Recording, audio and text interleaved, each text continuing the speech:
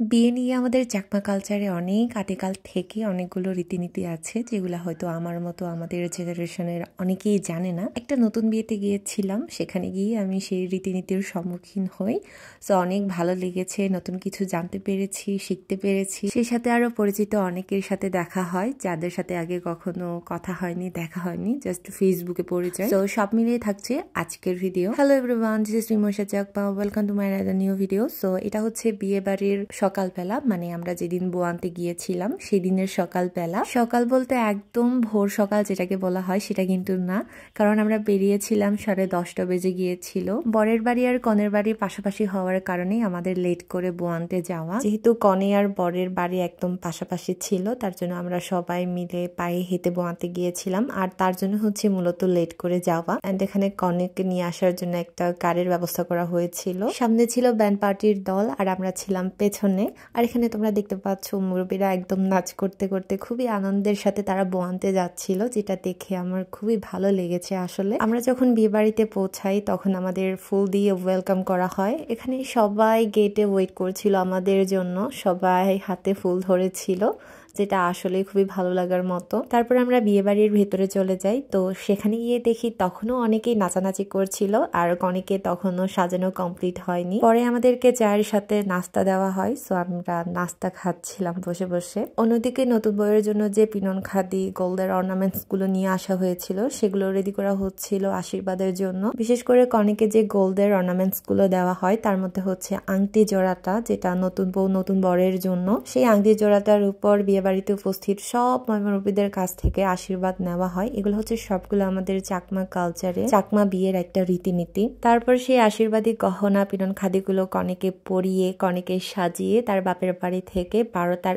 আগে নামিয়ে রাখা হয়। তারপর আবার নতুন করে কনের মা তার মেয়েকে মিষ্টি মুখ করিয়ে তার বাড়িতে তার বিয়ে খাওয়ার জন্য নিমন্ত্রণ করে আবার বাড়িতে তুলে নেয়। এই সব কিছু হচ্ছে আমাদের চাকমা কালচারের চাকমা বিয়ের রীতিনীতির এক একটা অংশ। তারপর আমরা দুপুরের খাবার খেতে চলে যাই, যেখানে অনেক অনেক খাবার ছিল। সবগুলো খাবারই আমার খুবই পছন্দের ছিল আর সবগুলো খাবারই ছিল খুবই দুর্দান্ত। খাবার শেষ করে আমার প্রত্যাশার সাথে দেখা হয়। মেয়েটা আসলে খুবই মিষ্টি, আর এই হচ্ছে রিমি, যার সাথে আমার বিয়ে বাড়িতে পুরোটা সময় কেটেছে। সো আমি আগেও বলেছিলাম নতুন বউ নতুন বরের বাড়ি একদম পাশাপাশি হওয়ার কারণে তাদের এই আশীর্বাদ নেওয়া, মুরব্বীদের কাছ থেকে বিদায় নেওয়া, এই সব কিছু একটু দেরিতে করা হয়েছে। বলতে পারো একদম ঘন অন্ধকার হয়ে গিয়েছিল। কনেকে আমরা তার বাপের বাড়ি থেকে নিয়ে এসেছিলাম। তো আমি এবার বলি আগেকার সময়ের কোন রীতিনীতির কথা আমি নতুন করে জানতে পেরেছি। অনেক আগেকার সময়ে যখন কোনো গাড়ি ঘোড়া ছিল না, তখন আমাদের চাকমা কালচারে যদি বিয়ে হতো এভাবে কনেকে পায়ে হেঁটে আনতে যাওয়া হতো। তো বরযাত্রীরা যখন কনেকে নিয়ে ফিরবে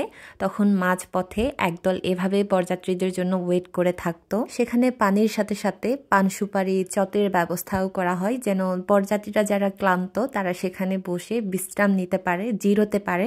সো এইটাকে বলা হয় আমাদের চাকমা ভাষায় ভদলুদি, যেটা আমি সেখানে গিয়ে জানতে পেরেছি। আমাদের চাকমা কালচারের খুবই পুরনো একটা ঐতিহ্য তারা আঁকড়ে ধরে রেখেছে, যেটা আমার পার্সোনালি খুবই ভালো লেগেছে। আর আমি সত্যি আমাদের চাকমা কালচারের এই সুন্দর একটা ঐতিহ্যের কথা আগে কখনো শুনিনি বা জানতাম না। আমি এটাও শিওর আমার জেনারেশনে আমার মতো করে অনেকেই এই ব্যাপারে এখনো জানে না। নতুন বউ ঘরে প্রবেশ করার আগে যে ফুরবারিং নিয়েছিল, মানে জামাইয়ের ভাইপো, সে আগে প্রবেশ করে, তারপর সে আবার তার নতুন কাকিকে পা ধুইয়ে দেয়।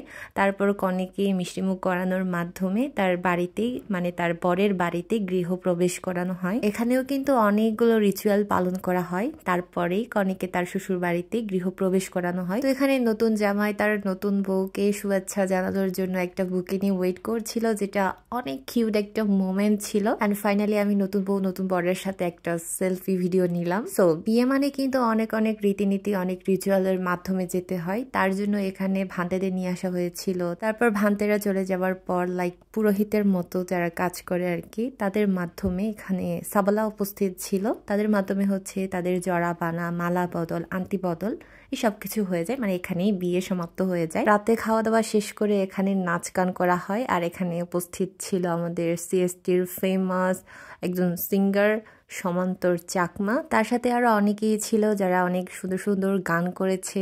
সো তার মধ্যে আমার অনেক প্রিয় একজন সিঙ্গার আউচ ব্যান্ডের ভোকালিস্ট, সেও গান করেছিল। আমার তার ভয়েসটা অনেক বেশি ভালো লাগে, আমি জাস্ট মুগ্ধ হয়ে দেখছিলাম আর শুনছিলাম তার গান। আর এভাবে আমাদের সেদিনের রাতটা কেটে যায়। অ্যান্ড এটা হচ্ছে তার পরের দিন সকালবেলা, আমি জাস্ট ঘুম থেকে উঠে বেরিয়ে পড়েছিলাম বিয়ে বাড়ি ঘুরে দেখার জন্য। একদম স্নিগ্ধ একটা সকাল ছিল, খুবই ভালো লাগছিল, চারিদিকে ঠান্ডা হাওয়া। লাইক গ্রামে তো এখন অনেক শীত পড়েছে, অনেক ঠান্ডা ছিল, তারপরেও হচ্ছে এখানে আমার কেন জানি না গরম লাগছিল, তার জন্য আমি এখানে ঠান্ডা কাপড় পরতে পারিনি।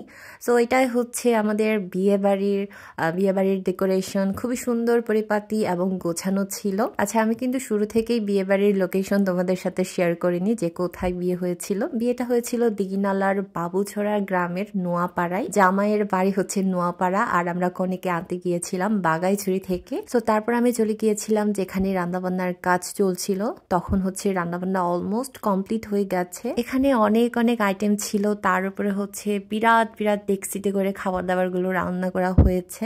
অ্যান্ড এই বাবুর্চিগুলো হচ্ছে সুদূর খাগড়াছড়ি থেকে নিয়ে আসা হয়েছিল রান্না করার জন্য। তো সকালের ভাত আমরা সেদিন এখানে বসে খেয়েছিলাম। আমাদের বাবুর্চি আঙ্কেলরা দিচ্ছিল যে এটা চেখে দেখো, এটা কেমন হয়েছে, এটা কেমন হয়েছে। তো আমরা সবগুলো তরকারি চেখে দেখেছিলাম।